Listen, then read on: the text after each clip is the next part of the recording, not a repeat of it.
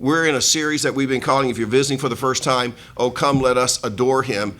And I liken it to that first nativity when Mary and Joseph and the shepherds were there in the presence of God, listening to God cry, and Mary having to change God's diaper. I mean, this is real, but they were in the presence of God, right? And how can we be in the presence of God? And what we're talking about is, how can we do this? What would it be like to live in the presence of God? In other words, not just enter the presence of God from time to time. I'm not talking about coming to be renewed and getting all jacked up and going out and be passionate for Jesus for about a day, right? How do we live in the presence of God? And that's what we're going to be talking about in this series. And one of the keys that I want you to walk away, if you don't walk away from anything else in this series, is that part of the ability to do that has to do with our willingness to involve a certain habit in our life. And if you've been around church world, it's what we call our quiet time. And it seems real mysterious, like quiet time. I do that every night from 11 till 6 a.m. or whatever it is. By the way, I woke up at 5:30 this morning and thought, well, I died, because it's 5:30 and I am never in bed this late. So I overslept today. But, that was my quiet time. But so people are like, what is this quiet time? And so I have somebody here today who's a part of Be Renewed, and I have asked her beautiful daughter to interview her, because this is actually something that she doesn't just practice. It is ingrained in her. It's a part of her life. Good morning, Be Renewed. Love being with God's people. I'll look at your faces. Yes. I know a priority for you, I've gotten to see this firsthand since I was little, is that you want to start your day spending time with Jesus. Why is this so important to you? I've lived many days when I haven't, and it's ugly.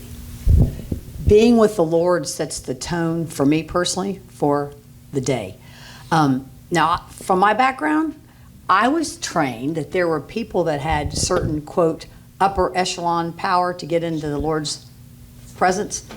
The Pope, priest, Mary, the saints. So I would go to them growing up and pray, because I didn't realize that Christ opened up the path for all of us to come into his presence. So when I found that out at 30 years old, I went, what? I can go to the presence of the Lord anytime I want?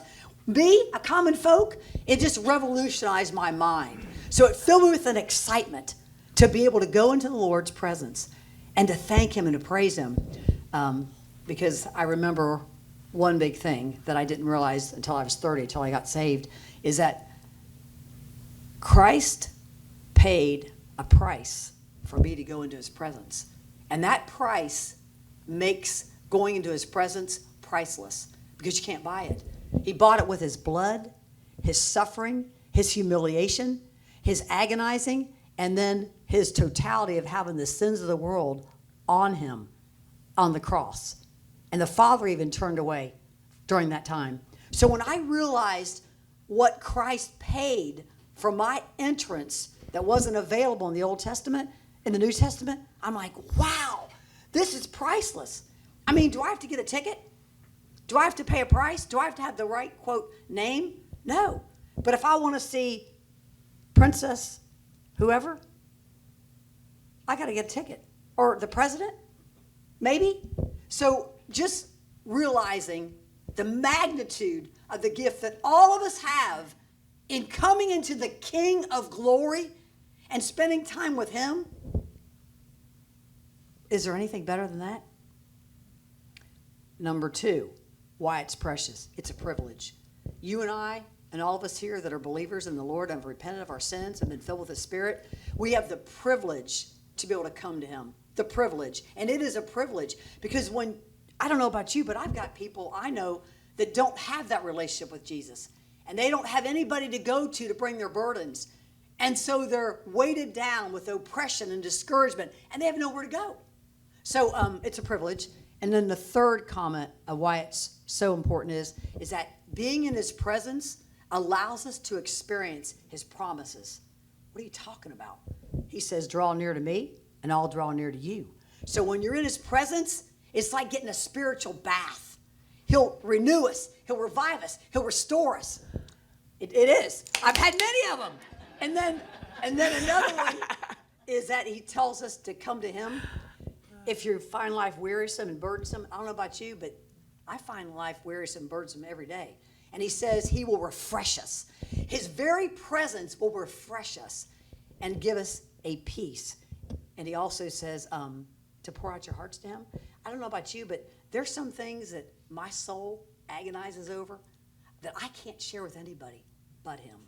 And so it gives us the ability, come to me, he says, be anxious for nothing, but in everything, with prayer and supplication and with thanksgiving, let your requests be known to God.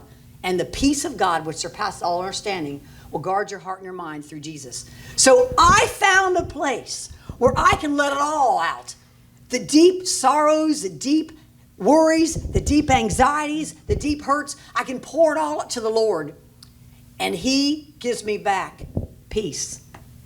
He gives me back rest. Now, that is being kissed from the Lord. So these times that I have in his presence, I guard them. I protect them. That leads me to my next question. What exactly do you do? Because she has been known to lock my dad out of the room. She will not answer my phone calls. So I should put a hidden camera in there just to see, what do you do during your quiet time? Well, first of all, it's when I wake up, I don't know about all you, but sometimes, do you wake up in a real good mood sometimes? No! Sometimes we wake up tired, exhausted. We tossed and turned through the night. So first thing I do is that the first thing I want to remember in the morning is Jesus. I want to remember him. I don't want to remember, no offense, I don't remember any family member. I want to remember him. I want my focus to be on him. So I just start being like the bride to the bridegroom. Lord, I love you. And I want you. And I need you. And I want to know you. And I want your spirit today to teach me and show me your desires. What do you want done today? This is your day. You made it. So I just start with open communion and with the Lord, just sharing my heart. And then I'll get up and sit down, turn the light on, or not the light on, and open the shade, because hopefully that won't bring my husband in there too early. And so then He sees the light underneath her door. yeah. So then I'll start and I'll use the book of Psalms, and I'll use the Psalms and I'll pray them back to the Lord. I'll take those and make them back praise to him, thanksgiving to him. And then in the morning I always read the book of Proverbs. So I pray back those scriptures to the Lord. For example, the fear of the Lord is the beginning of wisdom. Another one I love is, the fear of the Lord is to hate evil, pride, arrogance, and the evil way. Lord, help my people be given a baptism today of fearing you. Help us to hate evil, that when we sin, we'll confess it quickly. So I just turn those back. So when you get done with your quiet time with the Lord, you feel like you've been clothed and dressed to face the day. One sentence. I can face the day because you live, Lord. That's what I want to come out of my quiet time with. No matter what's going to shake down and happen, it's going to be because he lives in me, and he's going to give me the grace to handle all this. So I really do it for self-preservation. Self-preservation. I personally don't believe I'm fit to meet any of you till I've met with the Lord first. If somebody wanted to start doing this, what are some baby steps you would suggest A baby that step? they could start with starting this quiet time with the Lord? Okay, maybe you could consider setting your alarm maybe 5 to 10 minutes early. And then what's the first thing you normally go to in the morning or you look at and you see? Now I know you can't put it upon your husband or whoever you're sleeping with, but some kind of note and just say meet. And just that reminds you, okay, I'm getting up. Why? I'm going to meet the Lord. So just get up at that time and just share your heart with him. And then maybe take 8 verses of a psalm and read it and pray it back to the Lord and just ask him, invite him into your world and say, Lord, whatever you want today, bring. Whatever you don't, block. And help me to walk today in the love of your spirit. That make sense?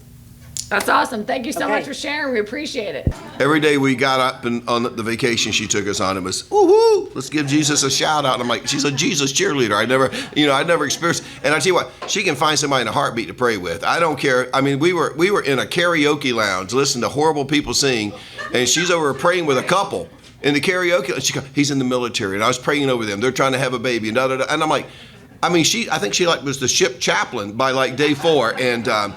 But anyway, so this is what we're talking about, living in the presence of God. Now, I want to begin this weekend. If you've been around church for a while, even if you haven't been around church, you have heard the name Solomon, okay? Solomon was the son of David and Bathsheba, which is a great story in itself because we all know what David and Bathsheba did, right? They had an affair. David had her husband killed to cover up the affair. But God in his grace gave them this incredible son whose name was Solomon, the wisest, the wealthiest man who ever lived. And when David passed off the scene, Solomon, David was the king, Solomon became the new king of Israel. And this is what it says in 1 Kings chapter 3, verse 5. At Gibeon, the Lord appeared to Solomon during the night in a dream, and God said, ask for whatever you want me to give you. Blank check. Solomon, just tell me what you want. Whatever you want, I'm going to give you. Now, I'm just going to ask you, if God came to you in a dream and said, I'll give you whatever you want, what would you ask for?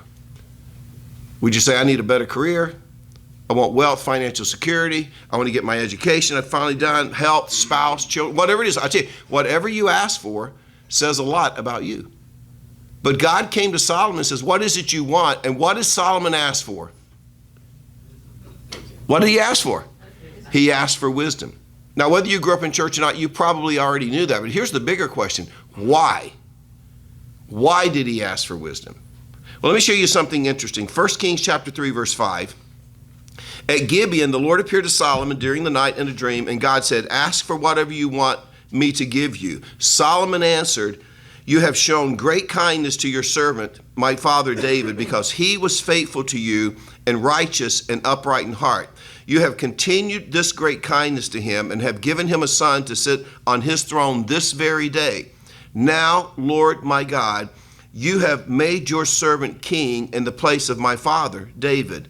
But notice what he says, I am only a little child and do not know how to carry out my duties. This is an interesting phrase because this phrase is translated another way every other time it appears in the Bible.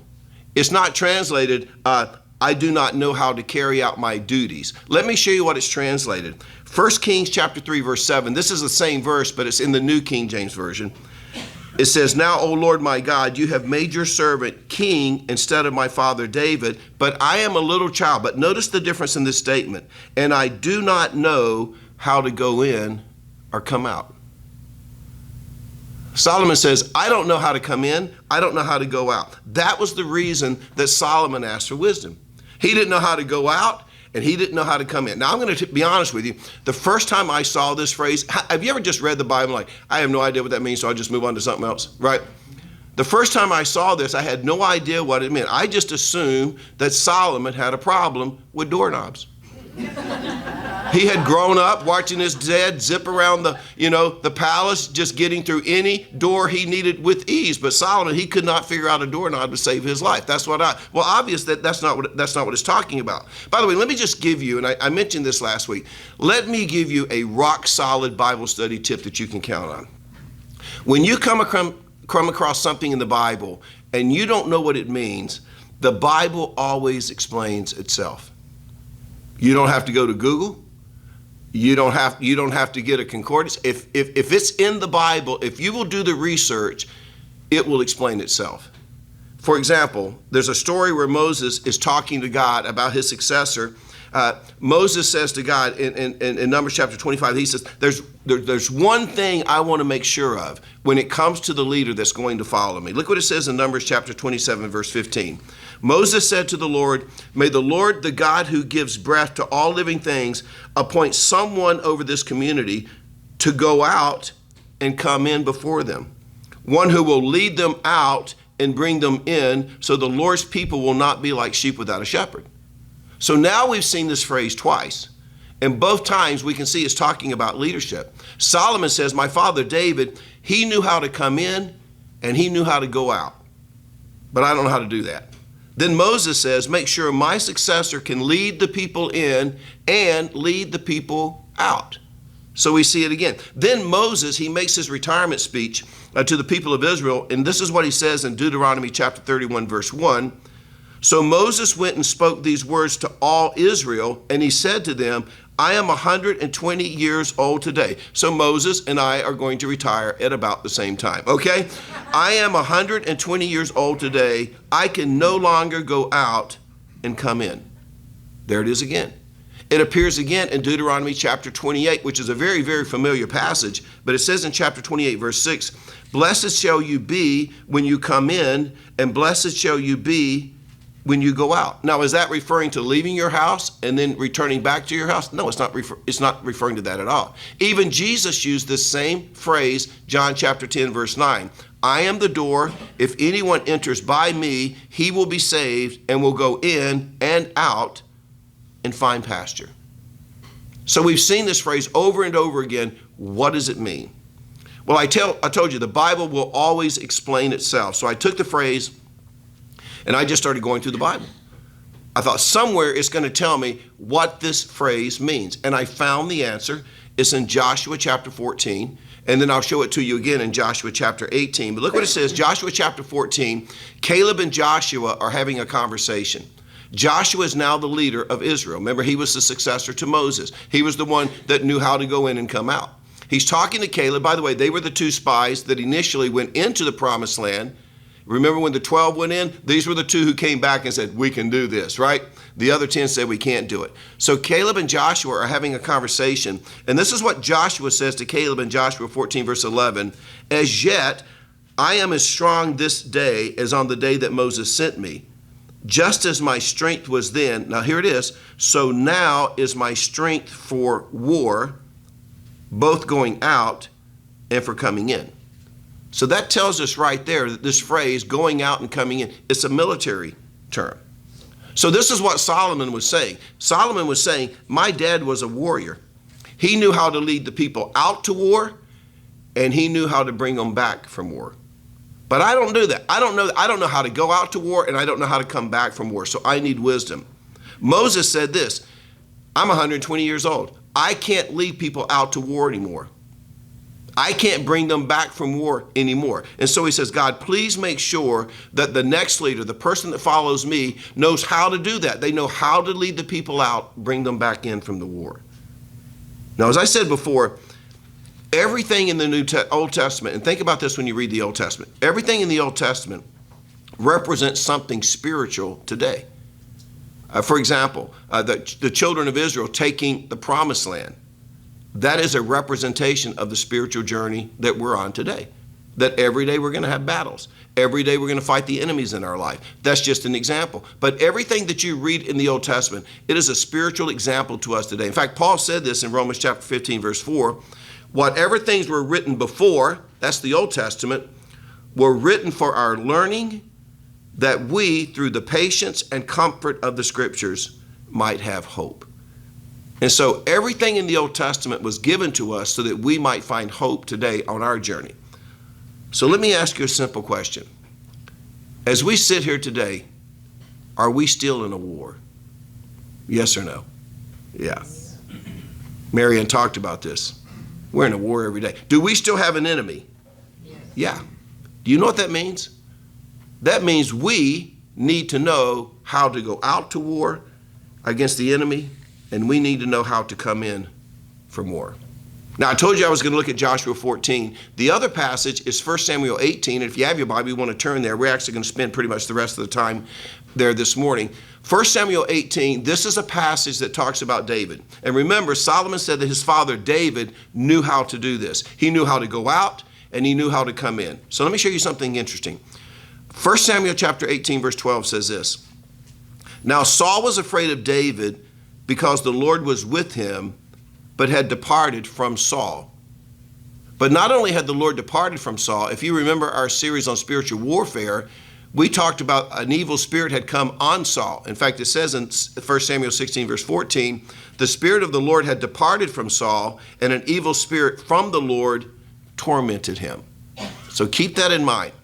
Now Saul was afraid of David because the Lord was with him, but had departed from Saul. Verse 13, therefore Saul removed him, that would be David, from his presence and made him his captain over 1,000, and he went out and came in before the people. In other words, he was fearful of David. He didn't even want David around him. And David behaved wisely in all his ways, and the Lord was with him. Therefore, when Saul saw that he behaved very wisely, he was afraid of him. But all Israel and Judah loved David because he went out and came in before them. And so we see that phrase again. Now, we discovered that that phrase is a reference to war. What I want to do this morning, I want to deal specifically with the coming in part, not the going out part. Here's the question I want us to think about. Why did they come in from war? Even better, what did they do when they came in from war? The answer is they came in to worship. They came in to be in the presence of God. For example, if they went out to battle and they lost the battle, they came back in to worship. They came back to the presence of God to find out, why did we lose that battle?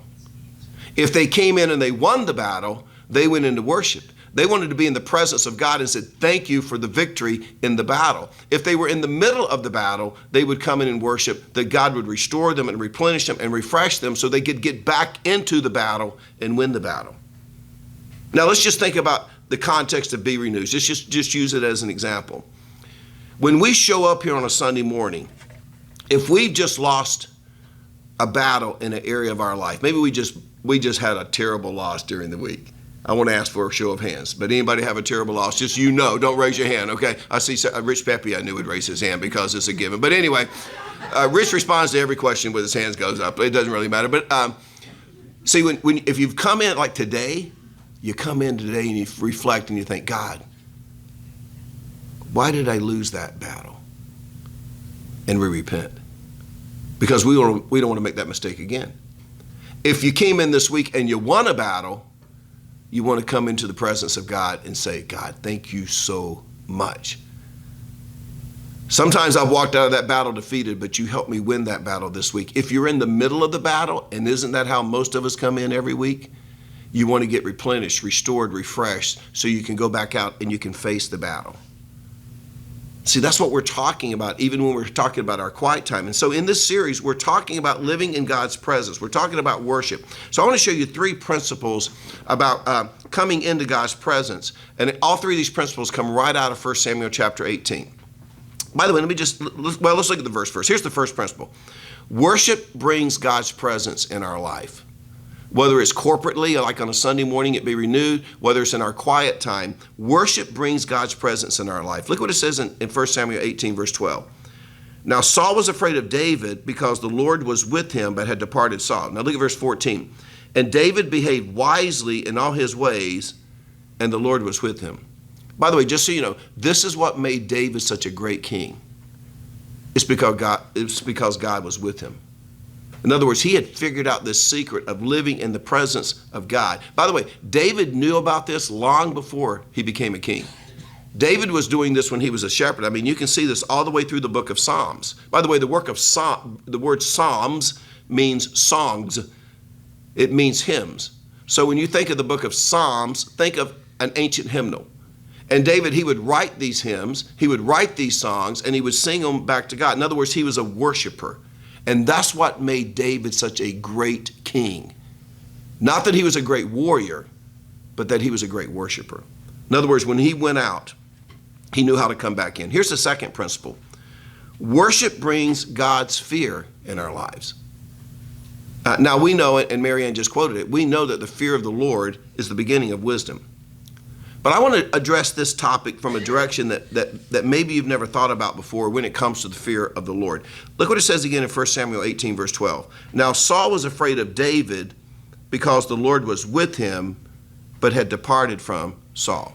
And again, we saw in chapter 16, verse 4, that an evil spirit by this time had come on Saul. And then it says in 1 Samuel 18, verse 15, therefore when Saul saw that he behaved very wisely, David behaved very wisely, he was afraid of him. Now, let's just think about this. God left Saul, and an evil spirit came on Saul. I think that that's why Saul was afraid of David. Let me put it another way. God was on David, and there was an evil spirit on Saul. I really believe that it was the evil spirit that was afraid of David because the evil spirit was afraid of God. Do you see the connection? Now, what does that mean to us today? Think of it this way. Every day we are in a war. Every day we are in a battle. But imagine every day that you walk into battle, imagine that Jesus is walking in that battle right beside you. For example, Satan shows up this afternoon, ready to give you a beat down, right? But you just left Be Renewed. Or maybe it's on a Monday morning and you're walking out of the house and you're walking right into the battle. But see, Satan, you just had your quiet time. You spent some time in the Word. You spent some time in prayer. And Satan, he comes after you. And just when he's getting ready to punch you right in the throat, Jesus walks around the corner and said, what's going on here? You know what Satan's like? Nothing to see here. I'm out of here. And he flees. Can you imagine that? Can you imagine God's presence being on your life in such a way, being on your life so much that whenever you go and wherever you go, the enemy fears you and flees? So worship brings us God's presence in our life. Second, worship brings the fear of God in our lives. Here's the third principle. Worship brings God's wisdom in our life. I'm going to tell you something. We're going to see this next week. We're going to look at the Magi next week, the ones who, the wise men. But you probably don't know the history of the Magi. In fact, most of you don't know. You ever heard of Balaam? Yeah. The only thing we know about Balaam was what? His donkey spoke to him. I remember that from Sunday school. Did you know Balaam? Balaam in the book of Numbers was the first person to speak the prophecy about a star. You can trace the roots of the Magi in Persia all the way back to Balaam.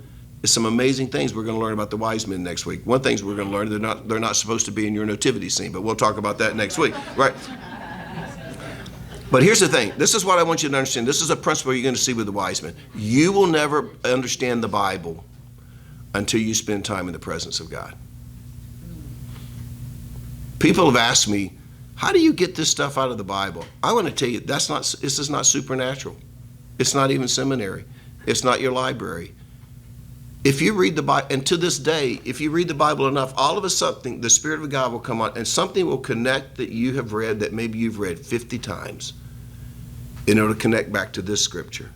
And it'll connect back to this story. And all of a sudden, it's just like, but if you don't spend time worshiping God and in the presence of God, you will spend your whole life asking other people, what does this mean? What does this mean?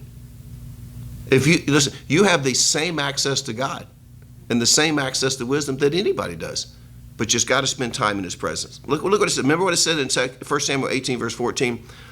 David behaved wisely in all his ways, and the Lord was with him. Now, we know that Solomon was the wisest man who ever lived. But why was he wise? It's because he asked God to teach him what his father David knew. David knew, because he was a warrior, how to go out. But because he was a worshiper, he knew how to come in. In other words, Solomon's wise because he learned from his father how to enter, how to come into the presence of God. Now, I want you to think about a situation that you're in right now. You're not really sure how to handle that situation. How much more confidence would it give you in that situation today if you knew the presence of God is with me and walking with me through this situation? It could be a financial situation. It could be a relationship. You're not sure what to do in the relationship. Is it bad for me? Is it good for me? You can't figure it out. Maybe it's a relationship with a child, and you're not sure how to handle it. When does tough love come into play? Where do you set boundaries? Maybe it's something that's going on at work right now behind the scenes, and you're not sure what's going on. I mean, you're not in the loop. You know it's something. You can feel the tension in the office. There's a little bit of gossip going on. There's people going into offices and staying for a while, then coming back out of offices, and they don't look great, right? So you're not sure, is there going to be a layoff? Is there going to be a cutback? Are we going to take a salary cut? And so you're worried and you're losing sleep at night and you can't eat. Can you imagine that if just instead of being worried, wouldn't you rather know that the wisdom of God is right there in your life to help you through that situation? Wouldn't you prefer to rest in the assurance that God is just present in your life, that he is walking through this situation with you? And this isn't a decision you have to make on your own, because he's right there with you. See, I want every one of us to go to a whole new level when it comes to being in this presence of God. I want us to experience it 24/7. Now, let me just shift gears a little bit. We know that Solomon was not only the wisest man who lived, especially in this generation, he was the wealthiest man who lived. But on one occasion, someone who thought that they were a competitor came to visit him. Do you know who it was? It was the Queen of Sheba. She came to visit Solomon. Here's the thing. Most people don't know why. They don't know why she went to visit Solomon. So I want to show you 2 Chronicles chapter 9, verse 1. It says, "Now when the Queen of Sheba heard of the fame of Solomon, she came to Jerusalem to test Solomon with hard questions, having a very great retinue," that's just a large delegation of people, "camels that bore spices, gold in abundance, precious stones. And when she came to Solomon, she spoke with him about all that was in his heart. So Solomon answered all her questions. There was nothing so difficult for Solomon that he could not explain it to her. And when the Queen of Sheba had seen the wisdom of Solomon," remember, wisdom comes from the presence of God. "When she saw the house that he had built, the food on his table, the seating of his servants, the service of his waiters and their apparel, his cupbearers and their apparel," here's the phrase, "and his entryway by which he went up to the house of the Lord, there was no more spirit in her." This word spirit here is the word breath. There was no more breath in her. In other words, when she witnessed Solomon going into the temple, into the presence of God, it took her breath away. She saw the excellence of all the wisdom, but when she saw that the wisest and wealthiest man in the world worshiped God, this God of Israel, all of her arguments left. So why did she come and pay a visit to Solomon? Well, think about this. The Queen of Sheba, and I bring this up, she came from the same part of the world we're going to see next week that the Magi came from, which is today modern day Iran. That's where they came from. And in this part of the world, they really worshiped two things. They worshiped wealth and they worshiped wisdom. But now the Queen of Sheba, she had set herself up. She had marketed herself as the wealthiest and the wisest person on the planet, all over social media. She had really put it out there. She had a marketing campaign. But then people started messaging her and replying to her post and saying, wait a minute, there's someone who is actually wiser and wealthier than you. So she's got to see this guy. So she hears about this man. So she pays Solomon a visit, and she shows up with all of these hard questions. I mean, it's like all-star Jeopardy. You know what I'm saying, right? By the way, this part of the world she came from, we'll see this more next week, they loved riddles. They loved mind games. You know, you ever do? I'm horrible at those things. Do you ever read those things on Facebook? Can you do this and add that? I'm like, delete. I am going to move on to something else. I don't waste my time on that anyway. They loved riddles. But you know what else they loved? Proverbs. Not the book of Proverbs. There wasn't a book of Proverbs at this time. They loved Proverbs. So here she makes this journey to Solomon, who is the master of Proverbs. And she's sitting around while he's proverbial to her. What do you do, right? And so she shows up with all these riddles. She shows up with all these questions. Solomon solves every riddle. He answers every question. But what got her is when she saw the entryway to the temple and him go up to worship. And when she witnessed Solomon go into the presence of God, it says there was no more breath left in her. Now let me tell you something. Every one of us as Christians, that should be our goal. We want to get to the place as Christians when the world comes at us with their hard questions, their antagonistic questions, maybe even they come with the wrong attitude, whatever it is. We want to make sure that God gives us the wisdom to answer them. And the way we answer those questions, you know what we want them to see in our lives? The very same thing the Queen of Sheba saw. We want them to see the presence of God. Not some arrogant, not some argumentative, not some judgmental Christian. What we want them to see in our response is the wisdom the God. We wanted them to see the presence of God. We want them to walk away almost with, it took their breath away because we have been in the presence of God. That's what the Queen of Sheba saw in Solomon's life. She saw the presence of God. She was left speechless. She was left speechless. I want to show you one more time this phrase is used in the Bible. And I'll close with this analogy. It's in Ezekiel chapter 46, verse 9. It says, when the people of the land come before the Lord on the appointed feast days, whoever enters, and by the way, that word enter is the exact same Hebrew word that's translated comes in that we've been reading all morning. Whoever enters or comes in by way of the north gate to worship, shall go out by the south gate.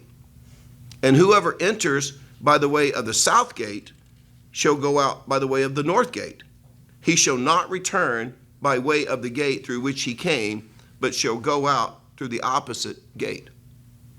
Now I want you to think about that for a second. Does that make any sense whatsoever?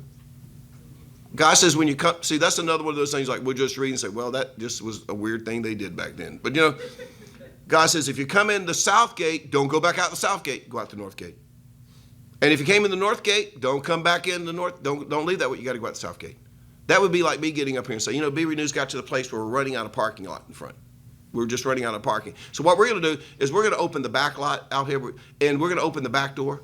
And so if this lot is full, just pull around to the back and park, and you can come in the back door. But if you show up at Be Renewed and you come in the back door, don't leave the back door. You got to go out the front door. And even if there's a snowstorm, you got to walk around the building to get to your car. And if you came in the front door, don't go back out the front door. You got to go out the back door. And you got to walk all the way back around to get to your car. That's basically what God is saying. Does that make any sense whatsoever? See, some of you are saying, well, I was going to come during the snowstorm, but now I'm not going to do that if you're going to make me walk around the building. Right. In the same way, God says this, whatever door you enter into worship, I want you to go out the opposite door. That makes no sense whatsoever. Again, remember, everything in the Old Testament is an example to us. Everything. This is what Ezekiel chapter 46, verse 9 is saying. God is saying this. Every time you come into my presence, you're going to leave differently than the way you came in. That's what he's saying. If you came in sad, you're going to leave glad. If you came in hurting, you're going to leave healed. If you come in exhausted and tired, just come into my presence. You're going to leave replenished. But however you came in, when you came to my presence, you're going to go out a different way. This is what I want you to understand this morning. Every time we enter God's presence, we leave differently. You know how we leave? We leave more like Jesus. Do you know what I find myself asking myself, and this was such a trend in the day, I thought it repulsed me. Remember the WWJD, What Would Jesus Do? It's just, in my mind, it was another trend. You know what I find myself asking more now than ever? What would Jesus do? I know how I feel about this situation, and I know how I want to respond, right? But what would Jesus do? I had an interaction with a friend, communicating, trying to get something worked out, and I didn't get the answer I wanted. But it didn't bother me I didn't get the answer I wanted. I don't believe they were being honest with me why they gave me the answer. Like, if you be honest with me, and Shannon and I were having this conversation, you be honest with me, I can move on. But if you're not being honest with me, then all of a sudden there's this unresolved tension. So you know what I'm thinking? I know how I'm going to respond. I'll light them up, and blow up their mailbox. You guys do that when you were kids in Durham? I know you did. And then I think, but what would Jesus do in this situation? What would Jesus do? Every time we enter the presence of God, we will leave more like Jesus. Now, here's the great thing. This is what I want you to understand. And Marianne knows this. And anybody else that has a quiet time. When we come into the presence of God, we don't leave his presence. When we leave with his presence. See, that's the difference. We leave with his presence. So I want to encourage you. Today, tomorrow, take a psalm and read it. Pray it back to God. Say, God, this is what's on my heart today. God, you already know what I'm facing today, and I don't know how to deal with it. I'm going to need your presence in my life today. And I'm going to claim this promise that you're right there with me. Give me the wisdom of Solomon so I know how to go out into battle and I know how to come back into your presence. If we did that every day, I'm telling you, come to his presence, go out with his presence, because God, he wants us to go everywhere. Everywhere we go, he wants to be right there with us. We don't have to leave it. Wouldn't that change our lives? Wouldn't that change it? I'll tell you a little habit I started years ago. When I drive in on Sunday morning, and I've done this probably for 30 years, at least when I drive to church, I heard another pastor talk about it one time. I talk to the seat beside me. I know people think I'm on my Bluetooth. I pretend Jesus is right there. Like, God, there's a principle, part of this message I don't even understand today. So I need your wisdom. And God, I don't feel it today. So I need your power. So we're going to talk about next week how we can really wrap this up in a way, put a bow on it. Good analogy for Christmas. But don't you want to feel like God's just right there with you? And that, like, God, before I even speak, give me wisdom. Give me wisdom how to handle this situation. Because when you go in with him, you don't leave him. You go out with him. And that's what all of us want. Father, thank you for being a God who sticks closer than a brother, and thank you for raising his generosity, for allowing us to be in here today. And Father, just help us to be aware as we move forward over the next few days. Give us a sensitivity to what's going on in the lives of people around us. Because there are opportunities maybe to minister. It gives your presence so we know how exactly to do it. And I pray for this group, and I pray that you'll just bless them today for their willingness to be here today. And we can't wait to see what you're going to do for us, because when we follow you, we know you're doing it. This is not manipulation. This is not anything other than the Father than you just doing things that are just ridiculously silly from a human perspective. But then we know that you're at work, and what a confidence he gives us that that's the kind of God that we serve. So thank you. We look forward to seeing you next week as we take this series one step further by looking at the wise men, what we can learn from them. And we can't wait to see what you have in store for us. In your name we pray. Amen.